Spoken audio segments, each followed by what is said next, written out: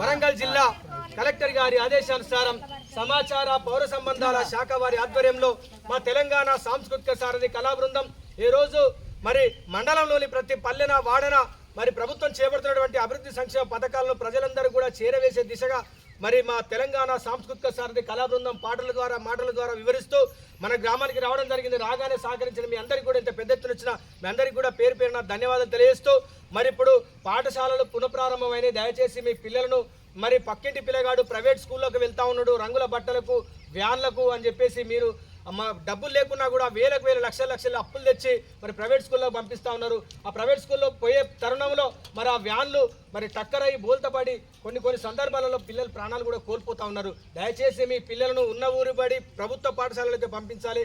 Government అనేకమైనటువంటి వసతులు కల్పిస్తూ ఉన్నాయి. మధ్యాహ్న భోజన పథకం కావచ్చు, అదేవిధంగా 2 జతల బట్టలు, మంచి పుస్తకాలు, మరి అనేకమైన స్నాక్స్ కూడా ఇవ్వడం జరుగుతూ ఉంది. ఎగ్గు కూడా పెట్టడం జరుగుతూ ఉంది. మరి అంతేకాకుండా మరి ప్రభుత్వ పాఠశాలలో చెప్పే సార్లు బీఈడి, టెట్, డిఎస్సి పెద్ద చదువులు చదివిన వాళ్ళే మరి మన పిల్లలకు చెప్తారు. కూడా దయచేసి మన పిల్లలకు కూడా అలా చెప్పేయడం వల్ల మన పిల్లలు కూడా మరి మంచిగా చదివే గొప్పగా చదువుతారు. కాబట్టి దయచేసి ప్రభుత్వ పాఠశాలలోకి పంపించాల్సిందిగా మనవి చేస్తూ, ఇది వర్షాకాలం కాబట్టి దయచేసి నీళ్లు ఎక్కడ పడితే అక్కడ నిల్వ ఉంటాయి. దయచేసి మరి ఆ నీళ్లు నిల్వ ఉన్నట్లయితే మరి ఈగలు దోమలు గుడ్లు పెట్టి వచ్చి కుట్టినట్లయితే ఈగలు మరి మలేరియా, డెంగ్యూ, చికెన్ గున్యా లాంటి వ్యాధుల బారిన పడతా ఉన్నా కూడా దయచేసి అప్రమత్తంగా ఉండాలి. ఎక్కడ నీరు నిల్వకుండా ఉంచుకోవాలి అని చెప్పడానికి వచ్చినాం. కాబట్టి రాగానే సహకరించి మీ అందరికీ కూడా పేరు పేరున ధన్యవాదాలు తెలియజేస్తూ మరి ఇప్పుడు ఒక చక్కటి పాట.